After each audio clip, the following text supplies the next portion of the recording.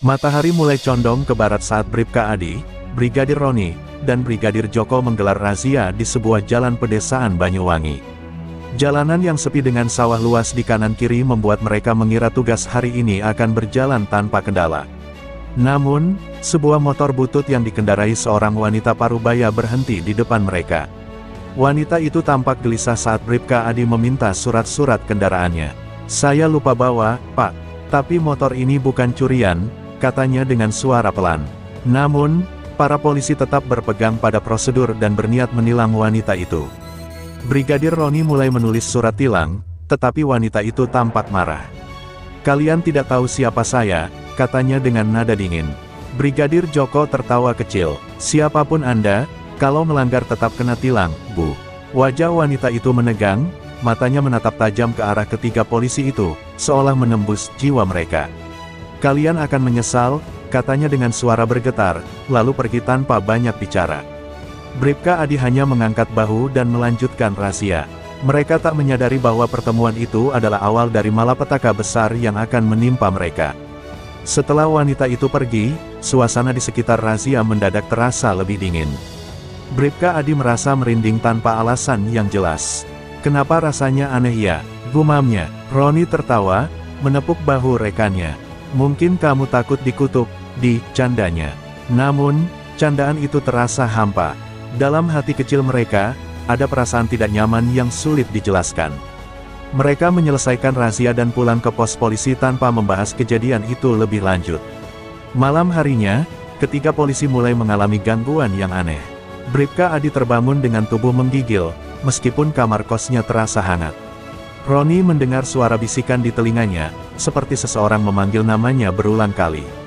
Sementara itu, Joko merasa seperti ada bayangan hitam yang mengikuti setiap langkahnya di rumah. Gangguan-gangguan itu terjadi terus-menerus, membuat mereka semakin cemas. Mereka mencoba mengabaikan, berpikir bahwa itu hanya kebetulan atau sekadar efek kelelahan. Namun, keanehan itu baru permulaan. Hari-hari berikutnya, gangguan semakin parah. Bribka Adi mulai mengalami demam tinggi yang tak kunjung reda. Tubuhnya terasa berat, seperti ada sesuatu yang menempel di punggungnya. Roni mendapati dirinya sering kehilangan kesadaran sejenak di tengah patroli, seperti ada sesuatu yang menghisap energinya. Sementara itu, Joko mulai mengalami mimpi buruk yang sama setiap malam. Dia berdiri di tengah kuburan, dikelilingi sosok hitam yang tertawa dengan suara menggelegar. Ia selalu terbangun dengan keringat dingin dan napas tersengal. Ketiganya mulai membahas pengalaman aneh yang mereka alami. "Ini bukan kebetulan," kata Adi dengan suara lirih. "Kita semua mengalami hal yang sama." Roni mencoba menyangkal, mengatakan bahwa mungkin itu hanya stres karena pekerjaan. Namun, jauh di lubuk hatinya, dia tahu bahwa ini lebih dari sekadar stres. Mereka mulai teringat pada wanita tua yang mereka tilang. Apakah dia benar-benar memiliki kekuatan mistis seperti yang dikatakannya? Malam itu, ketiga polisi kembali mengalami gangguan yang semakin mengerikan. Bribka Adi bermimpi berdiri di tengah hutan yang gelap, dengan suara gemerisik dari dedaunan yang bergerak tanpa angin. Di depannya, seorang pria tua berjubah hitam berdiri dengan mata yang memancarkan cahaya merah. "Kalian sudah menyentuh yang tak boleh disentuh," katanya dengan suara berat. Tiba-tiba, tangan pria itu menjulur panjang seperti akar pohon, melilit tubuh Adi dan menyeretnya ke dalam tanah. Adi terbangun dengan jeritan, napasnya tersengal dan tubuhnya berkeringat deras. Sementara itu, Roni mengalami mimpi yang sama. Ia melihat dirinya terkunci dalam ruangan sempit. Dinding-dindingnya berdarah dan suara tawa menggema di sekelilingnya. Dari kegelapan, muncul wajah wanita yang mereka tilang, tersenyum dengan mata kosong. "Kamu akan membayar," bisiknya sebelum tiba-tiba menyentuh dadanya, membuat tubuh Roni terbakar dalam rasa sakit yang luar biasa. Saat terbangun, ia menemukan dadanya terasa panas, seolah benar-benar terbakar dalam mimpinya. Joko juga mengalami hal serupa, dirinya berlari di antara kuburan, dikejar bayangan hitam raksasa yang tertawa sambil menyebut namanya. Ketakutan semakin nyata, mereka saling menelepon di tengah malam, menyadari bahwa mimpi yang mereka alami bukan sekadar kebetulan. "Ini pasti ada hubungannya dengan wanita itu," kata Joko, suaranya bergetar. Adi setuju, tetapi mereka masih belum tahu harus berbuat apa. Keesokan paginya, ketiganya bertemu di pos polisi dengan wajah pucat dan tubuh lemas. Mereka merasa ada sesuatu yang perlahan menggerogoti mereka, sesuatu yang tak terlihat tapi sangat nyata. Semakin hari, kondisi fisik mereka semakin memburuk. Bribka Adi sering mengalami kejang tanpa sebab yang jelas. Kulitnya mulai menghitam di beberapa bagian, seolah-olah ada sesuatu yang membusuk dari dalam tubuhnya. Roni mulai mengalami pendarahan dari hidung dan mulut tanpa bisa dihentikan, sementara Joko merasakan nyeri luar biasa di persendian, seakan ada sesuatu yang mematahkan tulang-tulangnya dari dalam. Mereka memutuskan untuk pergi ke rumah sakit, berharap ada penjelasan medis untuk kondisi mereka. Dokter yang memeriksa mereka bingung. Hasil tes darah dan pemeriksaan lainnya menunjukkan bahwa mereka sehat secara medis, tetapi kondisi tubuh mereka terus memburuk.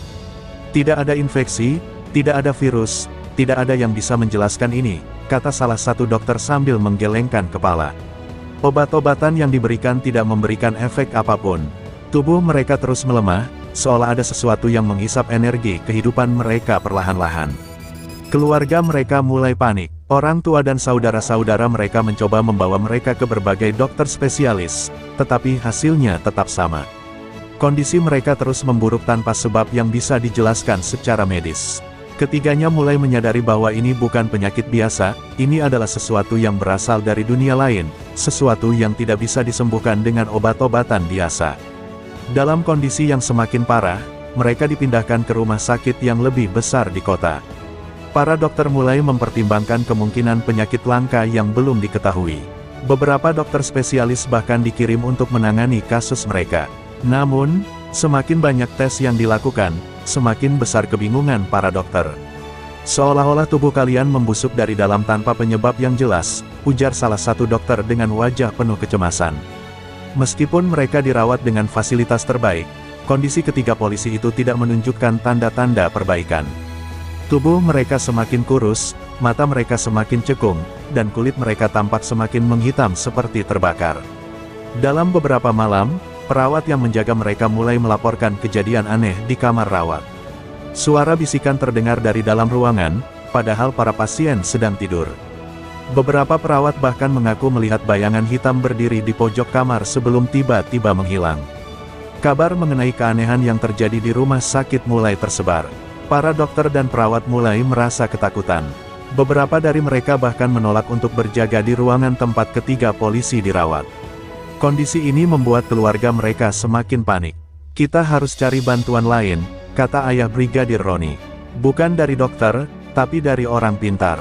Dengan putus asa, mereka pun setuju untuk mencari bantuan dari dukun atau orang yang memiliki ilmu spiritual untuk menyembuhkan mereka. Setelah semua usaha medis gagal, keluarga ketiga polisi mulai mencari cara lain untuk menyembuhkan mereka.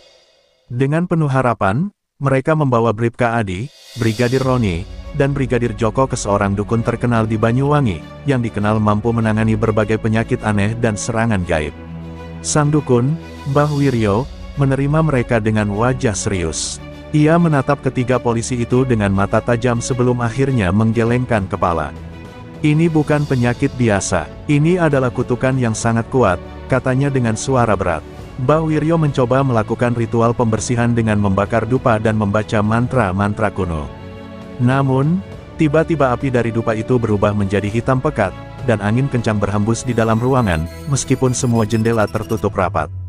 Wajah Mbah Wiryo tampak ketakutan, keringat mulai membasahi dahinya. Saya tidak bisa membantu. Ini berasal dari ilmu hitam tingkat tinggi. Jika saya teruskan, saya sendiri yang akan celaka, katanya sambil menutup ritualnya dengan tergesa-gesa. Kecewa dan putus asa, keluarga mereka mencari dukun lain, tetapi hasilnya tetap sama, setiap dukun yang mereka temui menolak untuk membantu setelah merasakan aura gelap yang mengelilingi ketiga polisi itu. Mereka bahkan mencoba pergi ke kiai di pesantren untuk mendapatkan doa dan perlindungan. Namun, di tengah doa yang dibacakan, salah satu santri tiba-tiba menjerit ketakutan dan pingsan. Ketika sadar, santri itu mengatakan bahwa ia melihat bayangan hitam besar berdiri di belakang para polisi dengan mata merah menyala. Keadaan semakin mencekam, tidak ada yang berani membantu mereka lagi. Perlahan, harapan untuk sembuh mulai sirna, dan ketakutan semakin menguasai mereka. Sementara mereka terus mencari pengobatan, keadaan di rumah sakit tempat mereka dirawat menjadi semakin menyeramkan. Para perawat dan dokter mulai melaporkan kejadian-kejadian aneh. Beberapa kali, terdengar suara ketukan di jendela ruangan mereka, padahal kamar mereka berada di lantai 3. Seorang perawat bahkan mengaku melihat bayangan hitam besar berdiri di samping tempat tidur salah satu polisi, mengawasinya dengan mata merah membara sebelum menghilang begitu saja. Suasana semakin mencekam ketika salah satu dokter yang menangani mereka mendadak jatuh sakit secara misterius. Tubuhnya melemah, kulitnya menghitam seperti yang dialami para polisi, dan hanya dalam waktu 3 hari, dokter itu meninggal dengan kondisi yang mengerikan. Kematian mendadak ini membuat banyak staf rumah sakit ketakutan, beberapa dari mereka bahkan mengundurkan diri. Tidak ada yang berani mendekati kamar tempat Bribka Adi, Roni, dan Joko dirawat. Malam harinya, seorang suster yang berjaga di depan kamar mereka melihat sesuatu yang membuatnya nyaris pingsan. Ia melihat seorang wanita tua dengan pakaian lusuh berdiri di luar jendela kamar mereka, tersenyum dingin. Yang membuatnya ngeri adalah bahwa jendela itu berada di lantai 3, tanpa balkon atau pijakan. Ketika suster itu menoleh lagi, sosok wanita itu sudah menghilang. Ketakutan dan firasat buruk semakin menguat, kematian sepertinya sudah menanti para polisi itu. Pagi itu, suasana di rumah sakit terasa lebih sunyi dari biasanya. Bribka Adi dan Joko terbangun dengan perasaan tidak nyaman, seolah ada sesuatu yang akan terjadi. Mereka menoleh ke arah Roni, yang terlihat pucat dengan mata kosong menatap langit-langit. Tubuhnya tampak kaku, kulitnya semakin menghitam, dan bau anyir menyengat dari kasurnya. Bribka Adi mencoba membangunkannya, tetapi begitu tangannya menyentuh tubuh Roni, ia tersentak mundur dengan wajah ketakutan. Kulit Roni terasa dingin, seperti tubuh mayat yang sudah lama membeku. Tiba-tiba, tubuh Roni mulai bergetar hebat. Mulutnya terbuka lebar, dan dari dalamnya keluar suara. Jeritan yang mengerikan, seolah ada sesuatu yang berusaha keluar dari tubuhnya. Darah mulai mengalir dari hidung, mata, dan telinganya. Wajahnya berubah semakin hitam, dan di detik berikutnya, tubuhnya mendadak membusuk dengan sangat cepat. Dalam hitungan detik, dagingnya hancur dan hanya menyisakan tulang yang masih dibalut sedikit sisa kulit. Bribka Adi dan Joko hanya bisa menatap dengan ketakutan, tak mampu berkata-kata. Perawat yang masuk ke kamar itu menjerit histeris dan langsung pingsan melihat kondisi Roni. Para dokter yang datang hanya bisa terdiam dalam ketakutan, tidak mampu menjelaskan fenomena mengerikan yang baru saja terjadi. Kematian Roni menjadi berita besar di kalangan rumah sakit, tetapi tidak ada yang berani membicarakannya secara terbuka. Polisi mulai melakukan penyelidikan, tetapi tanpa bukti medis yang jelas, mereka hanya bisa menganggapnya sebagai kematian tak wajar. Bribka Adi dan Joko kini semakin yakin bahwa mereka tidak akan bisa lari dari kutukan ini. Kematian mengerikan Brigadir Roni membuat Bribka Adi dan Brigadir Joko semakin ketakutan. Mereka menyadari bahwa kutukan ini tidak bisa dihentikan dengan cara biasa. Dalam keputusasaan, mereka meminta izin kepada atasan mereka untuk meninggalkan Banyuwangi sementara waktu, berharap bisa menghindari maut yang seolah menunggu giliran. Tanpa banyak pertanyaan, atasan mereka memberikan izin cuti dan menyarankan mereka untuk beristirahat di tempat yang lebih tenang. Malam itu, mereka meninggalkan rumah sakit dan naik bus menuju kota lain. Namun, dalam perjalanan, hal-hal aneh mulai terjadi. Lampu di dalam bus tiba-tiba berkedip-kedip, dan udara mendadak menjadi sangat dingin. Seorang penumpang tiba-tiba melihat ke arah mereka dan berkata dengan suara serak, "Kalian tidak bisa lari." Wajah penumpang itu berubah menyeramkan, matanya menghitam, dan mulutnya tersenyum lebar dengan gigi tajam. Bribka Adi dan Joko langsung terlonjak dari kursi mereka, tetapi saat mereka berkedip, penumpang itu kembali seperti biasa, seolah tidak terjadi apa-apa. Ketakutan semakin menjadi-jadi. Sesampainya di kota tujuan, mereka mencari penginapan untuk beristirahat. Namun, gangguan terus berlanjut. Malam itu, suara ketukan terdengar di pintu kamar mereka berulang kali. Saat Adi membuka pintu, tidak ada siapapun di luar, hanya angin dingin yang bertiup. Dalam mimpi, mereka melihat wanita tua itu kembali, berdiri di ujung ranjang sambil tersenyum penuh kemenangan. "Kalian bisa lari, tapi tidak bisa bersembunyi," katanya sebelum menghilang dalam asap hitam. Mereka terbangun dengan napas tersengal, menyadari bahwa kutukan itu tetap mengikuti mereka kemanapun mereka pergi. Keesokan paginya, Bribka Adi bangun dengan tubuh yang terasa sangat lemas. Saat ia menoleh ke samping, ia menyadari bahwa tempat tidur Joko kosong. Awalnya, ia mengira Joko sedang di kamar mandi, tetapi setelah menunggu lama, ia mulai merasa ada yang tidak beres. Ia mengetuk pintu kamar mandi, tetapi tidak ada jawaban. Dengan jantung berdebar, ia mendorong pintunya, dan menemukan kamar mandi kosong. Tidak ada tanda-tanda Joko dimanapun. Panik, Adi segera menghubungi ponsel Joko, tetapi tidak tersambung. Ia berlari keluar kamar, bertanya kepada resepsionis apakah mereka melihat Joko keluar. Resepsionis hanya menggelengkan kepala, mengatakan bahwa tidak ada seorang pun yang keluar sejak tadi malam. Adi mulai mencari ke setiap sudut penginapan, tetapi hasilnya nihil. Seolah-olah Joko lenyap begitu saja tanpa jejak. Sementara itu, di sebuah tempat yang tidak diketahui, Joko membuka matanya. Ia berada di sebuah ruangan gelap, hanya diterangi oleh cahaya merah redup. Tangannya terikat, dan di hadapannya berdiri wanita tua itu, tersenyum sinis. "Sudah waktunya kau membayar," katanya pelan. Joko berusaha berteriak, tetapi suaranya tidak keluar. Perlahan, tubuhnya mulai terasa berat, seolah ada sesuatu yang menariknya ke dalam kegelapan yang tak berujung. Beberapa hari setelah Joko menghilang, seorang nelayan menemukan sesosok tubuh mengambang di sungai dekat desa terpencil. Tubuh itu dalam keadaan mengenaskan, kulitnya menghitam, matanya kosong, dan tubuhnya membusuk meskipun baru 1 hari menghilang. Saat polisi datang untuk mengidentifikasi jenazah, mereka terkejut saat mengetahui bahwa itu adalah Brigadir Joko. Tidak ada tanda-tanda kekerasan, tetapi ekspresi wajahnya tampak seperti seseorang yang meninggal dalam ketakutan luar biasa. Bribka Adi mendapat kabar itu saat masih dalam pelariannya. Tangannya gemetar saat membaca berita tentang kematian Joko di layar ponselnya. Ia sadar bahwa ia kini tinggal sendirian. 2 sahabatnya telah mati dengan cara yang mengerikan, dan ia tahu bahwa dirinya adalah target berikutnya. Ia tidak bisa lari lagi. Jika kematian sudah menunggunya, ia harus mencari cara untuk menghentikannya sebelum semuanya terlambat. Dalam keputusasaan, Adi memutuskan untuk kembali ke Banyuwangi. Ia ingin mencari wanita tua itu, menghadapi kutukan ini langsung, meskipun ia tidak tahu bagaimana caranya. Dengan sisa tenaga yang ia miliki, ia kembali ke desa tempat rahasia itu terjadi, berharap bisa menemukan jawaban sebelum ajal menjemputnya. Bribka Adi kembali ke desa tempat kejadian bermula dengan perasaan bercampur aduk.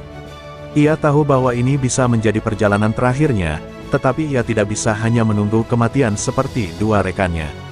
Saat tiba di desa itu, suasana terasa lebih sunyi dari sebelumnya.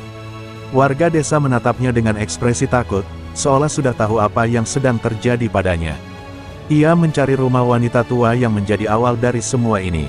Dengan langkah berat, ia berjalan menyusuri jalan setapak menuju rumah Reyot di ujung desa. Namun, saat ia sampai di sana, rumah itu sudah dalam keadaan kosong dan tak berpenghuni. Pintu terbuka lebar, tetapi di dalamnya hanya ada perabotan tua yang tertutup debu dan sarang laba-laba. Adi merasa ada sesuatu yang tidak beres. Ia bertanya kepada seorang lelaki tua yang lewat, tetapi pria itu hanya menggelengkan kepala dengan wajah ngeri. "Dia sudah pergi, atau mungkin tidak pernah benar-benar ada," bisiknya. Kata-kata itu membuat Adi merinding. Jika wanita itu tidak ada di sini, lalu kemana dia pergi? Atau lebih buruk lagi, apakah dia hanya sebuah wujud yang diciptakan oleh sesuatu yang jauh lebih mengerikan?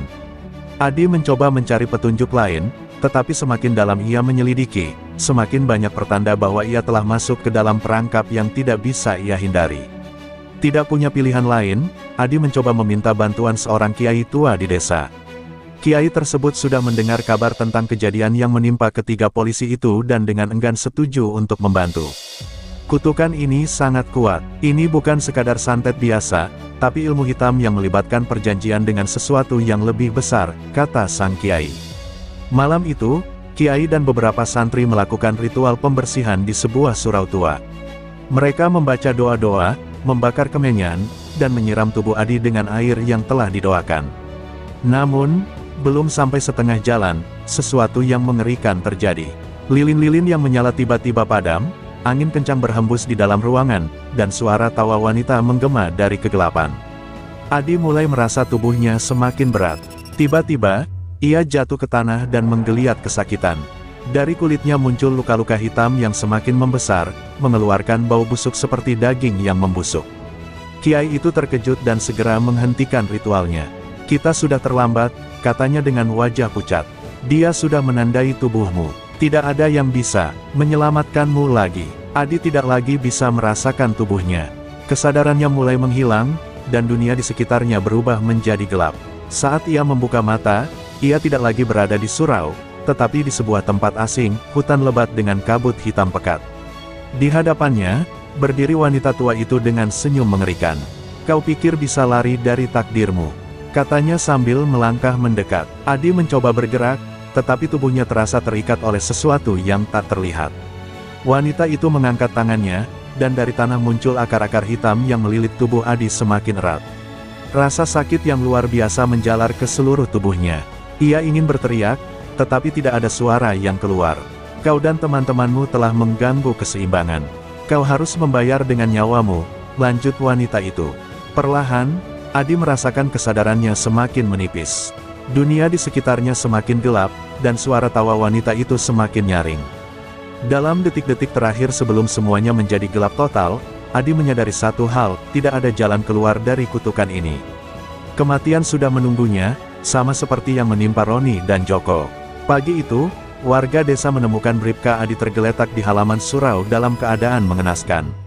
Tubuhnya menghitam seperti arang, matanya terbuka lebar dengan ekspresi ketakutan yang luar biasa. Tidak ada tanda-tanda kehidupan, tetapi yang paling mengerikan adalah tubuhnya tampak seperti telah membusuk selama berminggu-minggu, padahal ia baru saja bersama mereka semalam. Kiai yang mencoba menyelamatkannya hanya bisa menggelengkan kepala. "Kutukan ini sudah terlalu kuat. Tidak ada yang bisa melawannya," katanya dengan suara lirih. Warga desa segera mengurus jenazah Adi, tetapi mereka semua merasa bahwa sesuatu yang gelap masih mengintai. Mereka takut bahwa kutukan ini belum benar-benar berakhir. Di kejauhan, beberapa warga bersumpah melihat bayangan wanita tua itu berdiri di balik pepohonan, tersenyum sinis sebelum menghilang dalam kabut. Desa itu kini menjadi tempat yang dihantui ketakutan, dan tidak ada lagi yang berani menantang kekuatan yang mereka tidak mengerti. Setelah kematian ketiga polisi itu, kasus ini menjadi perbincangan luas di Banyuwangi. Banyak yang mencoba mencari tahu penyebab kematian mereka, tetapi tidak ada jawaban yang bisa menjelaskan apa yang sebenarnya terjadi. Polisi yang menyelidiki kasus ini akhirnya menutupnya dengan alasan, penyebab tidak diketahui. Namun, beberapa polisi senior yang pernah bertugas di daerah itu mulai mengingat kejadian serupa yang pernah terjadi bertahun-tahun lalu, kasus misterius di mana beberapa orang yang berani mengganggu seorang wanita tua berakhir dengan kematian mengerikan. Apakah ini kebetulan, atau ada sesuatu yang lebih besar di balik semua ini? Hingga hari ini, rumah kosong tempat wanita tua itu pernah tinggal tetap dibiarkan terbengkalai. Tidak ada yang berani masuk, dan warga desa pun memilih untuk menghindari jalanan tempat kejadian itu terjadi. Konon, setiap malam, suara tawa pelan masih terdengar dari arah rumah itu, mengingatkan siapapun yang mendengar bahwa beberapa hal sebaiknya tidak pernah diganggu. Meskipun ketiga polisi itu telah meninggal, kabar tentang kejadian ini terus menyebar. Beberapa orang yang penasaran mencoba datang ke desa itu untuk mencari tahu lebih dalam, tetapi setiap kali seseorang mencoba menggali lebih jauh, mereka selalu mengalami hal-hal aneh. Beberapa wartawan yang mencoba meliput kasus ini mengalami gangguan kesehatan secara mendadak. Kamera mereka rusak tanpa sebab, file laporan mereka menghilang, dan beberapa bahkan mengalami mimpi buruk berulang tentang wanita tua itu. Beberapa di antara mereka memutuskan untuk berhenti menyelidiki, sementara yang lain mengalami nasib yang sama seperti Adi, Roni, dan Joko. Desa itu akhirnya mendapatkan reputasi sebagai tempat yang dikutuk. Orang-orang mulai menghindarinya, dan perlahan, desa itu semakin sepi. Namun, satu hal yang pasti, kutukan itu belum berakhir. Ia hanya menunggu korban berikutnya. Beberapa bulan setelah kejadian tragis yang menimpa ketiga polisi itu, desa yang tadinya penuh ketakutan mulai kembali ke rutinitasnya. Namun, suatu hari, seorang pria asing datang ke desa. Ia mengenakan pakaian serba hitam dan membawa tas kulit besar. Namanya Pak Wira, seorang paranormal terkenal yang mendengar kabar tentang desa ini dan tertarik untuk mengungkap misterinya. Pak Wira mendatangi kiai desa dan meminta izin untuk menyelidiki rumah kosong tempat wanita tua itu tinggal. Awalnya, kiai menolak, memperingatkan bahwa kutukan itu terlalu berbahaya. Namun, Wira bersikeras bahwa ada sesuatu yang bisa ia lakukan untuk menghentikan kutukan ini. Dengan berat hati, kiai akhirnya mengizinkannya. Warga desa berkumpul, menyaksikan pria itu berjalan menuju rumah kosong yang kini dipenuhi ilalang. Saat Wira memasuki rumah itu, hawa dingin langsung menyambutnya. Aroma dupa dan anyir darah masih terasa, meskipun rumah itu sudah lama ditinggalkan. Di sudut ruangan, ia menemukan sesajen yang masih utuh, seolah-olah seseorang terus memberi persembahan meskipun rumah itu kosong. Tiba-tiba, ia mendengar suara tawa pelan dari kegelapan. "Kau pikir bisa menghentikanku?" Suara wanita tua itu menggema. Namun, Wira tidak gentar. Ia duduk bersila, mengeluarkan mantranya, dan bersiap untuk menghadapi sesuatu yang jauh lebih kuat dari yang pernah ia bayangkan. Pak Wira mulai melakukan ritualnya. Ia membakar kemenyan, menaburkan garam di setiap sudut rumah, dan membaca doa-doa pemutus kutukan. Namun, saat ritual semakin dalam, kekuatan tak kasat mata mulai melawan. Angin berhembus kencang di dalam rumah, benda-benda beterbangan, dan bayangan hitam muncul di dinding, membentuk sosok wanita tua itu.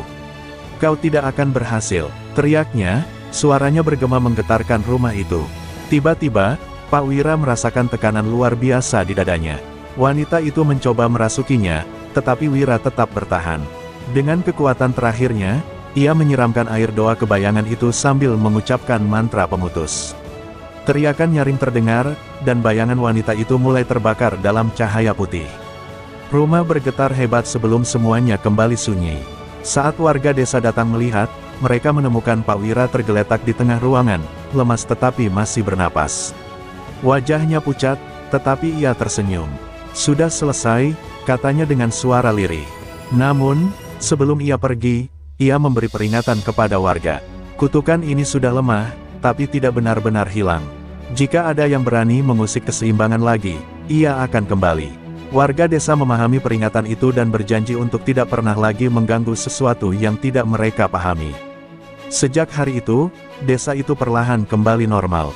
Rumah kosong itu dihancurkan, dan tanahnya dibiarkan tanpa bangunan. Namun, meskipun semuanya tampak tenang, beberapa warga masih mengaku mendengar suara bisikan di malam hari, seolah ada yang masih mengawasi. Apakah kutukan itu benar-benar berakhir, atau hanya menunggu waktu untuk kembali? Tidak ada yang tahu pasti, tapi satu hal yang jelas, beberapa rahasia lebih baik tetap terkubur dalam kegelapan. Kutukan yang menimpa 3 polisi itu menjadi pelajaran pahit bagi siapa saja yang mencoba menantang sesuatu di luar pemahaman manusia. Tidak semua hal bisa dijelaskan dengan logika, dan tidak semua kekuatan bisa dilawan dengan keberanian semata. Desa itu kini kembali damai, tetapi misteri tentang wanita tua itu masih menyisakan ketakutan yang tak terucapkan. Meskipun Pak Wira berhasil melemahkan kutukan, ia sendiri tidak yakin apakah itu benar-benar telah lenyap. Beberapa warga masih melaporkan kejadian aneh, suara-suara samar, atau bayangan yang melintas di tengah malam. Seiring waktu, desa itu mulai menerima bahwa ada hal-hal yang lebih baik dibiarkan tanpa gangguan. Mereka memilih untuk menjalani hidup dengan lebih berhati-hati dan penuh rasa hormat terhadap dunia yang tak terlihat. Jangan pernah merendahkan atau memperlakukan seseorang dengan tidak hormat, karena kita tidak pernah tahu siapa mereka sebenarnya atau kekuatan apa yang mereka miliki. Dunia ini bukan hanya dihuni oleh manusia, dan terkadang, campur tangan yang sembrono bisa membawa akibat fatal. 3 polisi dalam cerita ini berpikir bahwa mereka bisa berkuasa atas siapa saja. Namun, sikap arogan mereka justru membawa mereka ke akhir yang mengerikan. Tidak semua rahasia harus digali, dan tidak semua kekuatan harus dilawan. Terkadang, menghormati batasan yang ada adalah pilihan terbaik. Cerita ini mengingatkan kita bahwa dunia memiliki banyak sisi yang tidak terlihat. Keangkuhan dan ketidaktahuan bisa membawa seseorang kepada kehancuran. Seperti desa dalam cerita ini, kita sebaiknya selalu berhati-hati dalam bertindak dan menjaga keseimbangan antara dunia nyata dan yang tak kasat mata. Apakah kutukan benar-benar hilang, atau hanya menunggu untuk bangkit kembali? Hanya waktu yang bisa menjawabnya. Tapi satu hal yang pasti, tidak semua hal bisa dilawan, dan tidak semua pertanyaan harus dijawab.